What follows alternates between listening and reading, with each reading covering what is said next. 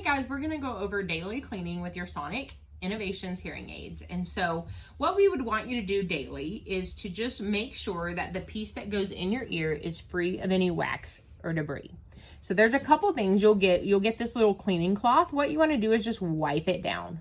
Sometimes it may be dirty that it requires the spray, which we give you at your first follow-up. And this is the cleaning and sanitizing spray. So you would open up your cap, spray the cloth. You don't want to spray the hearing aid directly, and then wipe off your dome. We also provide you with the tool, the cleaning tool. This does a couple of things. So it's a wax pick. You can use that to scoop out any wax that gets caught here on the top of the hearing aids. If you pull it apart, it is a brush. And so you'll use that to just wipe down anything here. The other place you want to clean is back here on the microphone. Okay, sometimes our fingers have debris and it will get in there and clog up those microphones.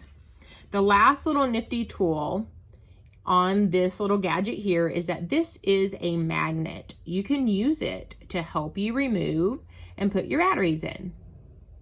And so if you pull your batteries out, picks the battery right back up, and you can use it to put it back in.